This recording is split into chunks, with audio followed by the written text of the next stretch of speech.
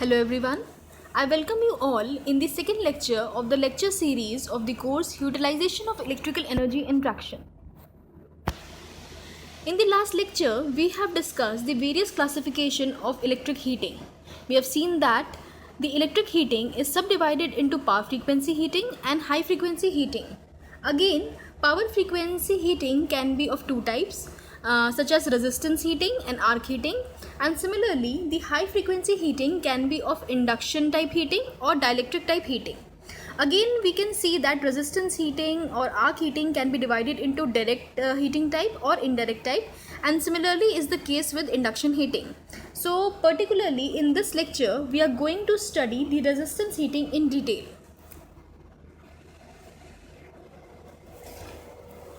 This method is based upon the I square R laws. We see that whenever current is passed through the resistive material, heat is produced because of the I square R losses. Now there are two methods of resistance heating. Firstly, we will talk about the direct resistance heating. In this method of heating, the material or charge to be heated is taken as the resistance and current is passed through it. The charge may be in the form of powder, pieces or liquid. The two electrodes are immersed in the charge, and it will be shown in the next slide, and connected to the supply. In case of DC or single phase AC, two electrodes are required, but there will be three electrodes in case of three phase supply. When metal pieces are to be heated, a powder of high resistivity material is sprinkled over the surface of the charge to avoid any kind of short circuit, and the current flows through the charge, and by that the heat is being produced. This method is highly efficient since the heat is produced in the charge itself. So now this figure shows the arrangement for direct resistance type of heating, and you can show that two electrodes are being dipped in the charge. Charge is nothing, you can say that it is a molten material or the piece or the material which you have to heat, and it is enclosed in a chamber.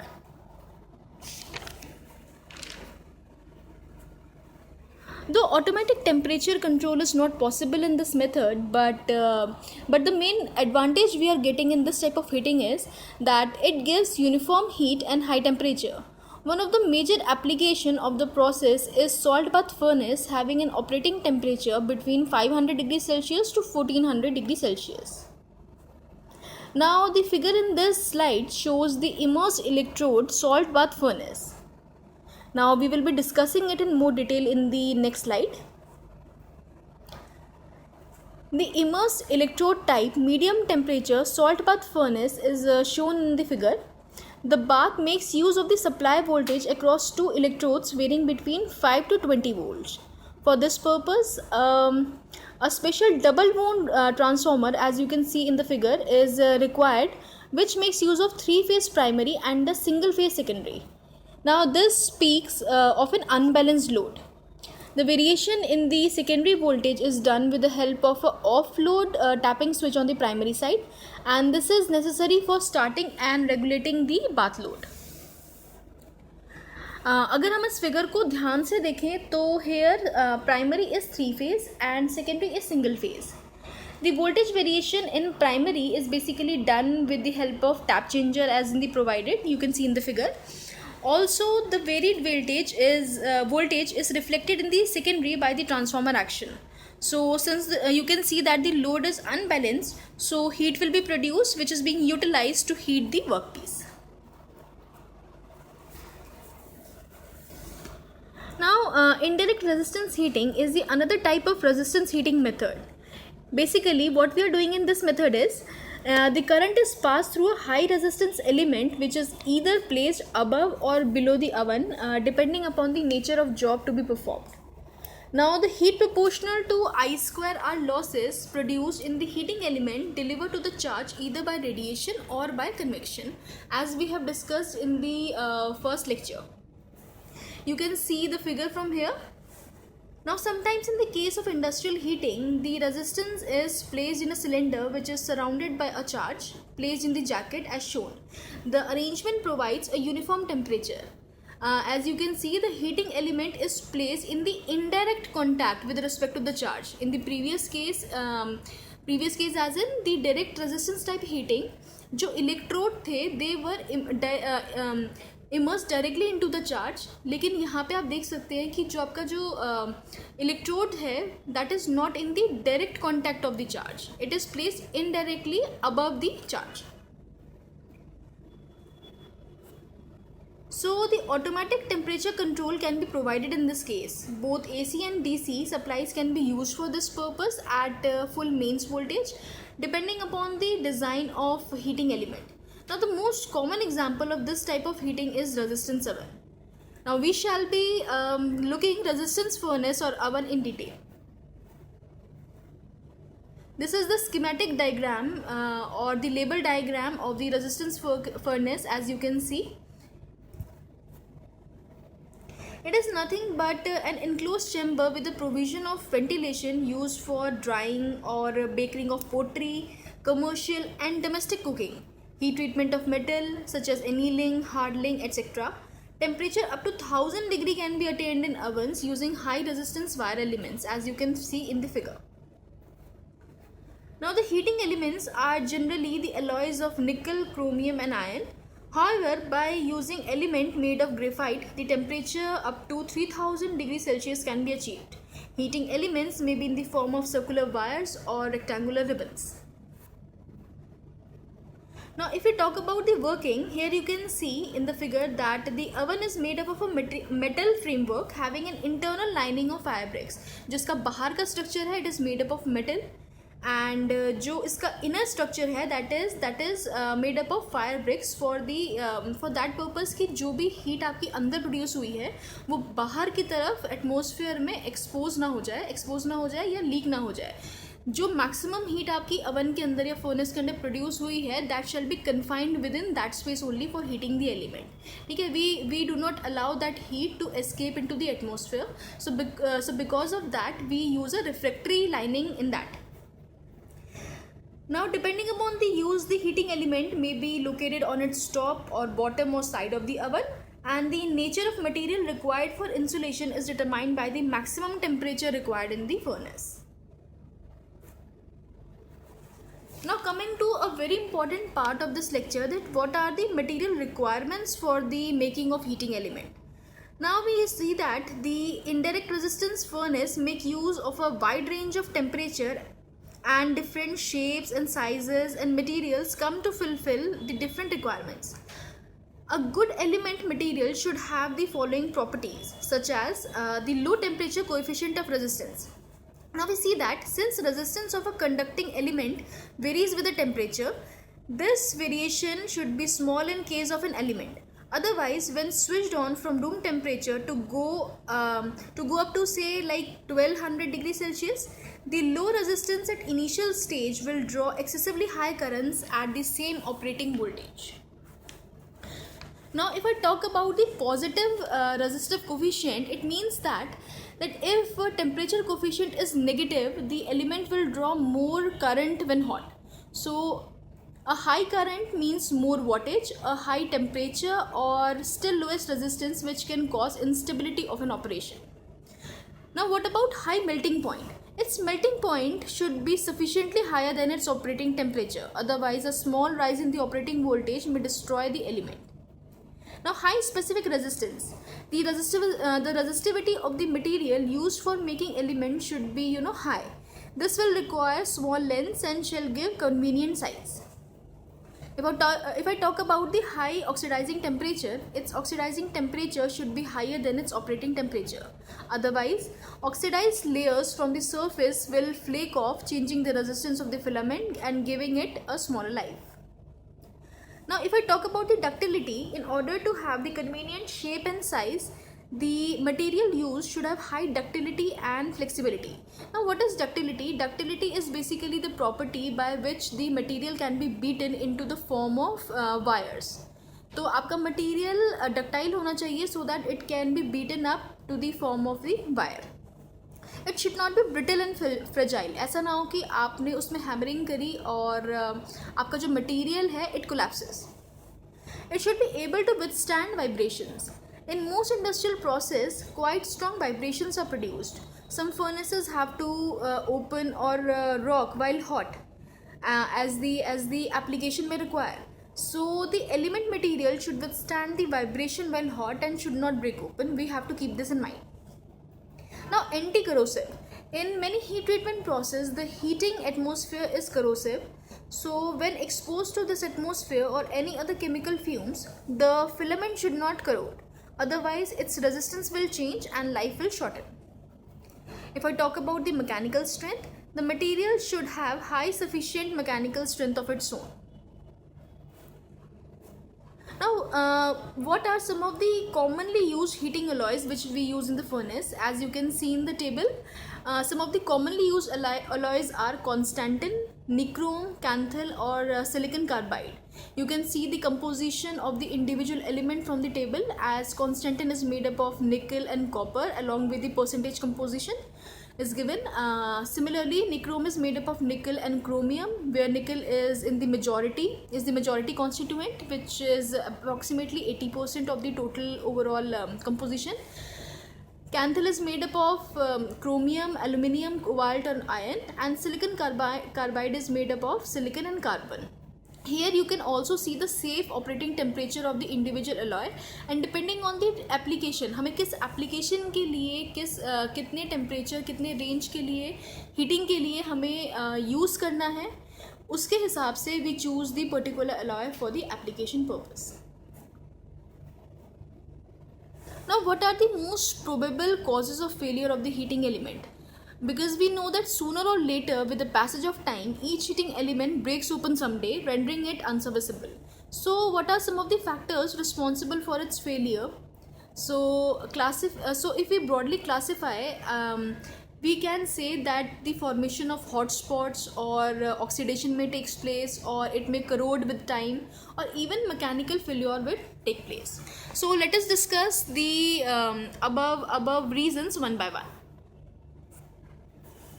Firstly, if I talk about the formation of hot spot, in this case the point of failure is the place where element shines brightest during operation. Now this speaks of a comparatively higher operating temperature at a particular spot as compared to the rest of the filament. The formation of hot spots can be further attributed to different causes, which is you can see as unequal spacing. Now, if the spacing of different parts of the element is non-uniform, the temperature will be highest, and where spacing is minimum, this will result in the formation of a hot spot. Or I can say by shielding by supporting network. Now, if the supporting structure is a bad conductor of heat and obstructs the transfer of heat, the temperature of the filament will remain comparatively higher near the supports. This will result into formation of hot spots near the supports.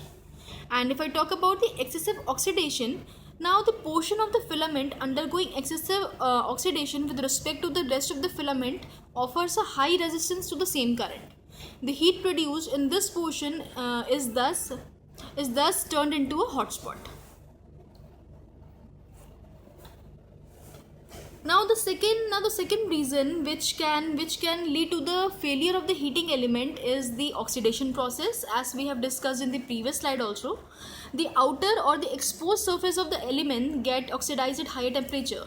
So while switching operation, the oxide layer gets flaked off, exposing the inner surface to atmosphere. So during further operation, the exposed inner surface gets oxidized, and the working cross section at such spots becomes comparatively smaller, resulting into formation of hot spots, and they ultimately lead to the breakdown and collapsing of the material. Now, what is corrosion? As you all know, and as you can also see in the figure, corrosion is nothing but जिसे हम बोलते हैं हिंदी में जंग लगना. So if the filaments are directly exposed to chemical fumes during industrial operations, the reactions will corrode the contact region where fumes actually touch the element. From this portion, the element will ultimately fail. Now, talking about the mechanical failure, during alloying, a portion may have a higher content of the higher resistivity metal or constituent. The portion will produce more heat and fail ultimately.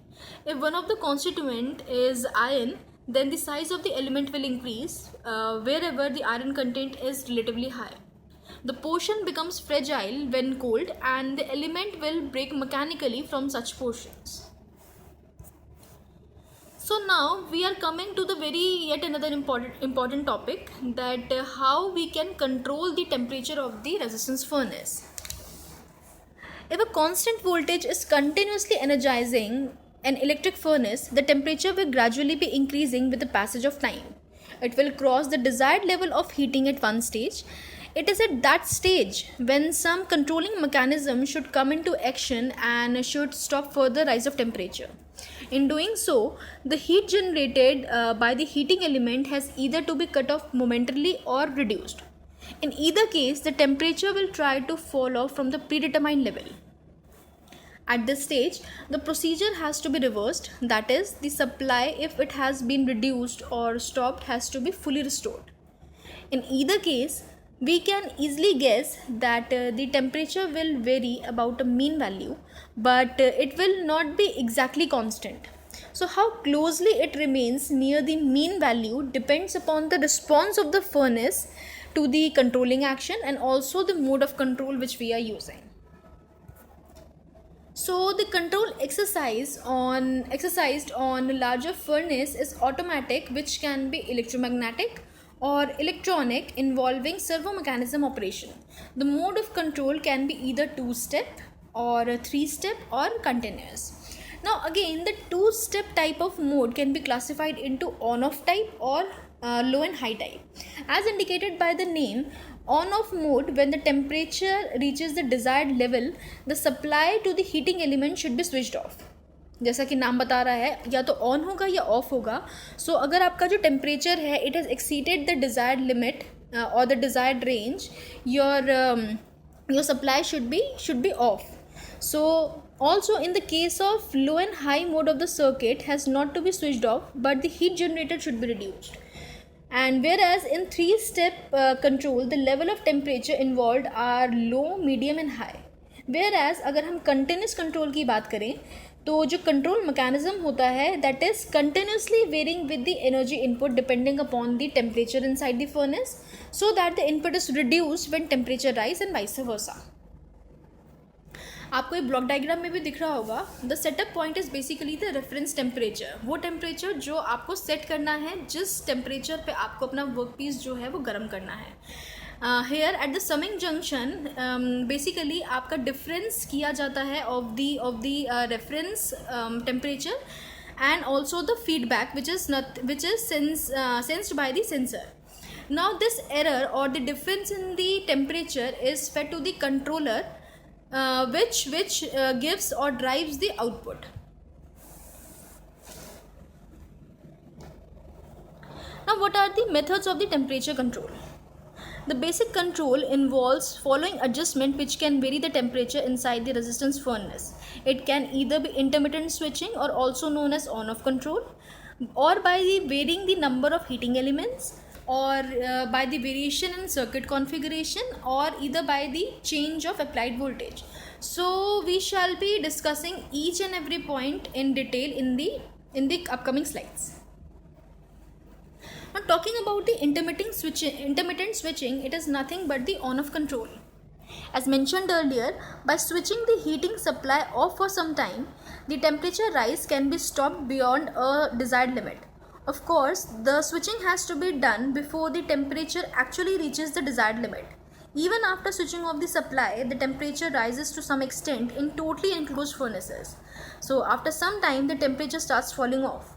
When the fall reaches again a predetermined value, the supply is again switched on, and since entire furnace is switched on and off, in this process there is a lot of arcing at the switching contacts. So ये हमें ध्यान देना पड़ेगा कि अगर हम बहुत ज़्यादा रैपिड स्विचिंग करते हैं, बहुत ज़्यादा रैपिड ऑन ऑफ करते हैं, तो it may lead to the unnecessary arcing in between the contacts. So but the main advantage of this type of method is that this method is suitable, is convenient and is suitable for small furnaces only. Now air circuit breakers are ideal if switching action has to be frequent to keep the temperature within closed working limits. Now talking about the variation of the number of heating elements. In this case, to the entire furnace, the number of heating elements are changed in the supply circuit. Obviously, with smaller number of heating elements, supply of heat is reduced and vice versa. इसमें हम लोग supply को सीधे cut off ही नहीं करते हैं, but हमने जितने भी हीटिंग एलिमेंट्स एम्प्लॉय किए हुए हैं अपने सेटअप में, वे रिड्यूस द नंबर. अगर आपके number of heating elements he reduce हो जाएंगे तो ऑब्वियस सी बात है जितना भी आपने हीट प्रोड्यूस किया है वो ऑटोमेटिकली आपका रिड्यूस हो जाएगा. एंड वाइस वर्सा, आप सिमिलरली आप नंबर ऑफ हीटिंग एलिमेंट्स को बढ़ा भी सकते हैं अपने टेम्परेचर को बढ़ाने के लिए. Now lesser the supply of heat, smaller should be the temperature and so on. So this is applicable for continuous mode. इसको हम कंटिन्यूस मोड में भी यूज़ कर सकते हैं and we can use it in multi step modes of temperature control as well. Two step mode can also be work for this practice. Now, one thing which should be kept in mind while using this process is that in case of three-phase circuit, अगर आप particularly three-phase circuit use कर रहे हैं, care should be taken that while removing from heating circuit, equal number of elements are switched off from each phase. This is necessary to keep the balanced load condition. Otherwise, it may lead to the unbalance. अगर आपने अलग different number of heating elements को remove किया है from अलग अलग phases तो it may lead to the unbalanced loading condition. Secondly, from the row of heating elements the switched off elements should be equally spaced. This thing has to be kept in mind. Now, how can we vary the circuit configuration in order to control the temperature? In case of three-phase secondary load, as we all know, the heating element will give the different heat when in star formation and some different heat when it is connected in the delta formation. Now, let's say X number of elements are connected in parallel per phase in star. So the voltage across the element is suppose VL by under root 3 volts. Since power is V square by R watt, it will be 1/3 of the power when the same element will get 400 volts. This will be possible when the element will appear in the delta formation. ये तो three phase की बात हुई. Star delta में very करके हम क्या कर सकते हैं, अपनी डिज़ायर्ड पावर को चेंज कर सकते हैं and correspondingly the temperature can be varied. But what about if we want to deal with a single phase circuit? So आप इसमें भी series parallel grouping करके you can change the power requirement. So in single phase circuit, series parallel grouping can cause the change in power dissipation resulting in the change of temperature. Here you can see in the figure that when all the 4 elements are in parallel, the voltage across each element of the resistance is V volts. Whereas अगर आप series parallel formation में देखें, the voltage across each element is reduce to V by 2 volts. Obviously जो power dissipated है second case में it will be 1/4 of the previous value. Obviously we are neglecting the temperature coefficient and assuming constant resistance of the element in both of the connections. Not talking about the change of applied voltage. क्यों ना हम applied voltage को ही change कर दें. So this is of course very simple to guess that lesser the magnitude of the applied voltage, smaller will be the power dissipated and correspondingly lesser will be the temperature produced. In case of furnace transformer having very high primary, it is advisable to have a tapping control on the high voltage side, क्योंकि आप जानते हैं with the high voltage side low magnitude of current is associated. So basically by selecting a suitable primary tapping, आप tapping को use करके you can change the voltage across the secondary. You can reduce it or you can increase it as per the requirement, and hence you can change the temperature in the heating furnace. Now buck or boosting the secondary voltage.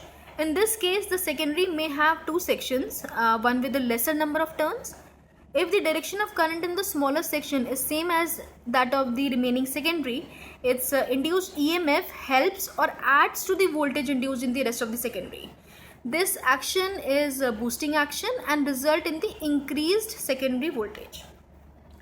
When the connections of the secondary winding are reversed, जैसा कि आप B figure में देख सकते हैं कि हमने क्या किया है, secondary के जो connections हैं वो reverse कर दिए हैं. तो जो इंड्यूस्ड ईएमएफ है उस वाइंडिंग में it is in now in opposition to the main secondary, whereas अगर आप फिगर ए में देखें तो दोनों connection same has that of the primary, so they are acting in such a way that they are in the same they are in the same direction as that of the primary, so both are adding in the figure A, whereas क्योंकि हमने terminal connections को reverse कर दिया है तो आप देखिएगा कि बी फिगर में the overall voltage is nothing but the difference of the overall voltage. So the second effect is also known as bucking effect and the voltage across the furnace is reduced. ठीक है, पहले case में आपको addition मिल रहा है तो you can say the temperature is we are getting the increase temperature.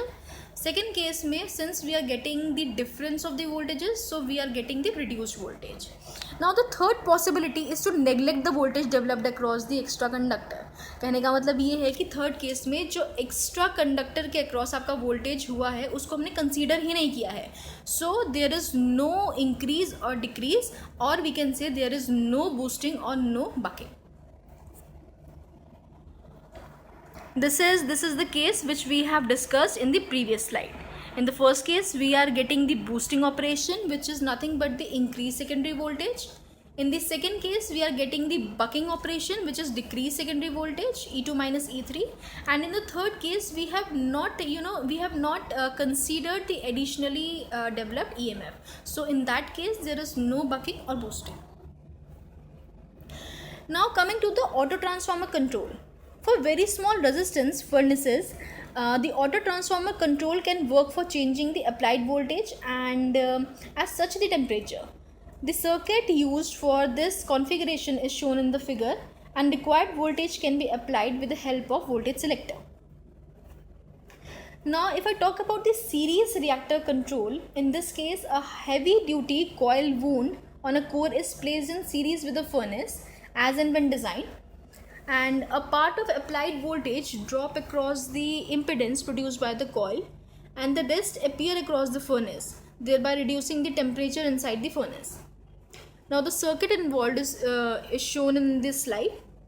The DP-dt is double pole double throw switch is used here, which provides low, high or two-step mode of temperature control. यहाँ पे आप देखिएगा कि we have use a reactor in series.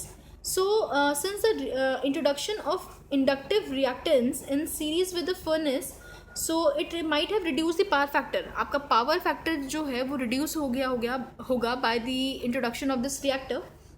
So we are using a power capacitor simultaneously so as to keep the power factor near unity. हमें power factor को reduce नहीं होने देना है क्योंकि हमने सीरीज रिएक्टर को यूज़ किया है in series with the circuit. So we have introduce the parallel capacitor along with it for the improvement of the power factor. The inductor comes in series whereas the capacitor comes in parallel with the furnace load. Now here it is shown that how resistance oven of furnace look in real. Now what are the different applications for which the resistance oven of furnace can be used? If I talk about in case of metals, it is used for heating for case hardening, annealing, journal heat treating, melting lead, tin, zinc or vitreous enameling. Whereas in ceramics application it is used for treating china earthenware, or it is used for the cracking of gases and also used for the miscellaneous use such as for cremating. So that's all for this lecture. I hope it was useful to you. See you in the next one. Till then, take care.